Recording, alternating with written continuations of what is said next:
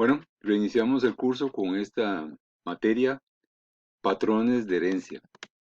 Este, Ahora vamos a hablar propiamente de la forma como se heredan caracteres y, digamos, ya de las características generales de la herencia mendeliana, que es la base fundamental de nuestra manera de ver la herencia. Muy importante esto, ¿verdad? Porque tiene que ver con un concepto básico en la biología. Herencia es, pues, la transmisión de caracteres entre progenitores a la descendencia, ¿verdad? Transmisión de características. O sea que las células y los organismos multicelulares producen descendencia a los cuales le pasan información genética. Y como esa información genética es variable entre los individuos, ¿verdad? Como hay variación, entonces la descendencia de un organismo termina pareciéndose a sus progenitores más que a cualquier otro individuo en la población, ¿verdad? O sea, hereda sus características. Eso produce, digamos, semejanza, ¿verdad? Hay una semejanza. Ustedes saben que cuando uno habla de herencia está hablando de cómo los hijos tienden a parecerse a los padres, más en algunas características, menos en otras, y eso es muy interesante. Entonces estamos hablando de transmisión de características, de herencia, pasarle información de una generación a otra.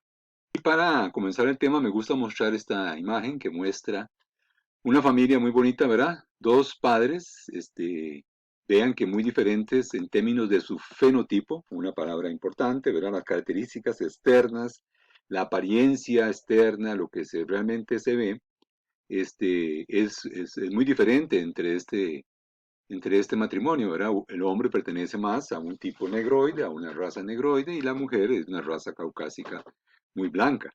Es un matrimonio interracial. Y entonces producen hijos con muchas diferencias, ¿verdad? Ustedes pueden ver un patrón en estos hijos. Bueno, hay dos hombres y dos mujeres. Digamos que la relación más probable en una familia de 4 niños. Pero la idea de que los hijos se asemejan a los padres es variable, ¿verdad? Claro, ellos todos tienen alguna semejanza con alguno de los dos padres, pero en un grado diferente. Parece que algunos heredaron mejor el color del papá, como este niño, el más joven, y los otros heredaron o niveles intermedios o el color de la mamá. Entonces ustedes pueden ver que hay como una diferencia de expresión de la herencia, ¿verdad? Hay una variación, algunos reciben tal vez una influencia más importante del fenotipo paterno y otros del fenotipo materno. Eso quiere decir que eh, los hijos se parecen a sus padres, pero con diferencias. O sea que la herencia se produce con variación. No se trata de descendientes que son copias de los padres, sino que eh, tienen variación. Y mucho de eso se debe a la reproducción sexual. Recuerden que cada uno de estos niños es la unión de un óvulo materno con un espermatozoide paterno y hay variación entre los gametos y eso produce toda una serie de combinaciones nuevas a partir del material genético de los dos padres. Otro asunto interesante es que podemos ver en estas imágenes el concepto de eh, recombinación. O sea, por ejemplo, en esta niña el color del pelo de la madre está combinado con lo que posiblemente era la forma del pelo del hombre, que ya lo perdió, ¿verdad? Por calvicie. Vean ustedes también que hay características que se expresan dependiendo de la edad. La calvicie de este padre se va a manifestar en los hijos, más que todo en los varones, a una edad igual a la del padre en esta fotografía. Es decir, son características dependientes de la edad. Pero imaginemos que papá posiblemente tenga el pelo rizado como corresponde a las características raciales que él muestra. Lo tenía cuando niño y entonces esta niña tiene una combinación del color del pelo de la madre con la textura del pelo del padre. Eso es un fenómeno interesante que se llama recombinación, o sea, que se producen características que son nuevas combinaciones de caracteres que venían de los padres, ¿verdad? Se combinan. Aquí siempre teníamos el pelo negro con la textura rizada. La mujer tiene el pelo muy rubio con una textura muy lisa. Aquí tenemos una recombinación de textura del pelo del padre con el color del pelo de la madre. Y eso lo podemos ver también en otras características, ¿verdad? Vean también el color de los ojos. Tenemos tres, posiblemente sí, tres hijos con un color de los ojos parecido a la madre, mientras que este niño nace con el color muy oscuro igual al padre. Algunos pensarían que es raro porque se piensa que el color de los ojos oscuros es dominante sobre los claros. Esa es una idea falsa porque la herencia del color de los ojos no es tan sencilla así como para predecirla. Depende mucho de cuántos genes y cómo estos interaccionan, no es un solo gen. Y además depende también de las probabilidades. O sea, aquí tenemos solamente 4 hijos. Habría que ver si hubieran más hijos, cómo se transmiten las dos características en su frecuencia. Pero por supuesto ya eso es mucho pedirle a esta familia que ya tuvo 4 hijos y es suficiente para poder usarla como ejemplo para comenzar este tema. La semejanza entre padres e hijos se puede estudiar mejor en características que se llaman cuantitativas, como la estatura, ¿verdad? La estatura, por supuesto que varía con la edad, pero se puede medir a una edad determinada, digamos a los 25 años, que es cuando ya básicamente se termina de crecer. Entonces, si comparamos la estatura del padre, ¿verdad? Por ejemplo, a una edad de 25 años, con la estatura del hijo de esa misma edad, podemos hacer un gráfico como esto. Cada punto es un padre y un hijo diferente. Estos son datos verdaderos de poblaciones, creo que son poblaciones más que todo de Estados Unidos. Y entonces cada punto es un padre y un hijo. Y entonces podemos ver que hay una especie de correlación, o como se dice, regresión positiva. Quiere decir, padres de estatura alta tienden a tener hijos de estatura alta también, y padres de estatura baja tienden a tener hijos de estatura baja. Por eso estos puntos están como inclinados, ¿los ven? Y esta línea es la de mejor ajuste. Para los que ya saben algo de estadística, esta es una línea de regresión. Es la línea que mejor pasa por la mayor parte de los puntos que se están observando. Y la regresión es positiva. Quiere decir, como tendencia general, los padres altos tienen hijos más altos que los padres de estatura baja, y los padres que tienen una estatura promedio también tienen hijos de estatura promedio, pero no tanto, ¿verdad? Si los padres heredaran exactamente su estatura, recuerden que nosotros podemos hacer una línea aquí totalmente diagonal, que sería la línea con pendiente 1, cuando los padres serían exactamente igual a los hijos, y vean que no es una línea totalmente diagonal, sino que es una línea inclinada. Quiere decir que los padres de estatura alta tienden a tener hijos también de promedio de estatura alta, pero no tanto como el padre, ¿verdad? El promedio de esos hijos, por ejemplo, anda por aquí, un poco menos de este valor. Fijémonos, digamos, en el valor de 180 centímetros, son padres altos, digamos, para nuestras poblaciones. Todos los puntos de padres de 180 centímetros están aquí. El promedio de estos puntos están sobre la línea que se ve aquí. Este sería el promedio de los hijos de padres de 180 centímetros. Si nosotros vemos a dónde cae esta línea, va a caer como por aquí, menos de 180, ¿verdad? Esto es porque, en primer lugar, no todos los genes que producen la estatura, no todos son heredados del padre, sino que también interviene la madre, por supuesto. Y además un punto importante es que la estatura también depende del ambiente. Si los hijos no reciben una alimentación adecuada, no van a poder tener necesariamente la estatura que se podría predecir de la estatura de los padres. Hay un efecto del ambiente. Y hay un montón de factores más que no voy a comentarles, pero esto quiero mostrarles lo que es el estudio de la semejanza de padres a hijos en una característica compleja como es la estatura, que ustedes saben que se hereda. Hay una tendencia, como la que se ve aquí, de padres altos o bajos producir hijos más o menos con la misma estatura, pero hay muchas excepciones.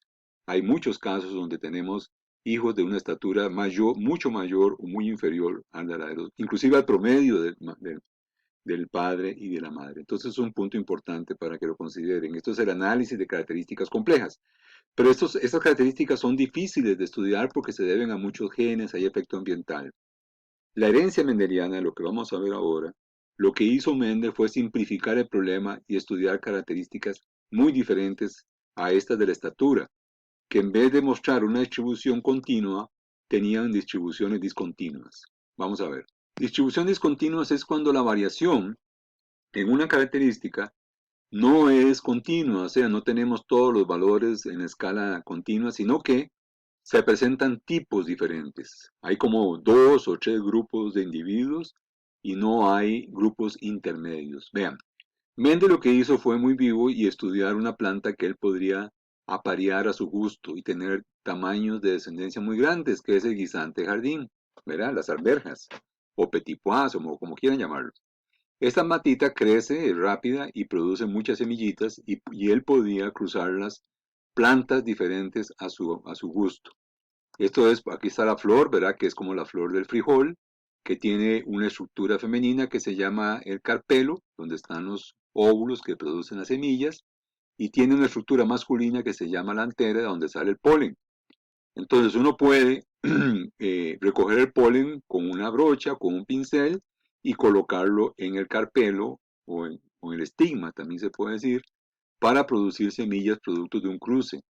O sea, uno puede cruzar individuos manualmente usando cruzamiento artificial. Entonces, uno podría usar una planta como el padre y otra planta como la madre. Vamos a ver eso mejor. Y él estudió características como estas que están a la derecha. Él encontró una variación. Había plantas de flores moradas, tal vez las más frecuentes, y había unas plantas de flores blancas. Es la variación del color de la flor. Y esta variación es cualitativa, son dos formas, morada y blanca. Él no vio formas intermedias, después eso puede ocurrir también, pero en su ejemplo, que era más sencillo, él solo encontró dos tipos.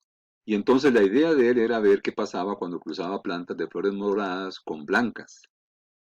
Lo que él hizo primero fue cruzar plantas moradas de flor morada con plantas de flor morada durante varias generaciones y plantas de flor blanca con otras plantas de flor blanca durante varias generaciones. Cruzaba dos plantas, producía semillas, volvía a cruzarlas, siempre haciendo cruces y escogiendo siempre las plantas que produjeran descendencia igual. Eso se llaman líneas puras.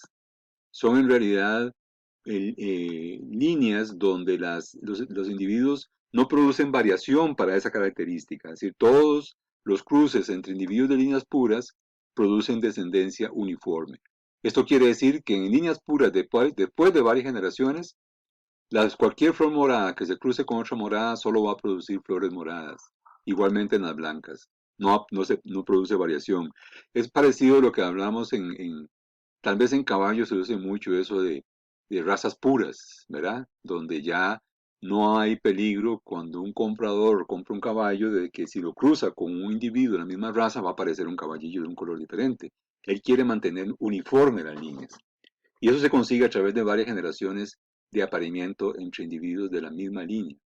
Bueno, una vez que consiguió esas plantas, que solo producían flores de un color cuando se cruzaban con su propia línea, cruzó plantas de líneas puras diferentes, lo que se llama la generación parental P. Llevó polen de flores moradas a flores blancas o llevó polen de flores blancas a flores moradas. Y en cada flor, ¿verdad? La que era la madre, produjo semillas. Lo que obtuvo de este cruce fue invariablemente flores todas de color de flor morada, ¿verdad? Esto es un primer resultado de él. Esto es lo que se llama la F1, la descendencia F1. Todas son uniformes y se parecen a una de las líneas. En este caso, lo que él llamó la línea dominante, ¿verdad? Entonces, el color morado es dominante sobre el blanco. Después, él hizo un segundo cruce que se llamó el cruce entre líneas F1. Él lo hizo por autofecundación, o sea, él podía cruzar F1 con F1. Eso es lo que se llama el cruce que da origen a la generación F2. Él lo hizo por autofecundación porque esta planta puede autofecundarse, o sea, el polen de una flor puede cruzarse con el carpelo o los óvulos de la misma flor. Entonces es como cruzar dos plantas de F1 o dejar que una F1 o una planta morada de F1 se cruce en sí misma, ¿verdad? Eso es posible. Y entonces produjo otra segunda generación de semillas que las sembró y obtuvo una proporción de 3 plantas de flor moradas por una planta de flor blanca. Esta segregación se llama 3-1, ¿verdad?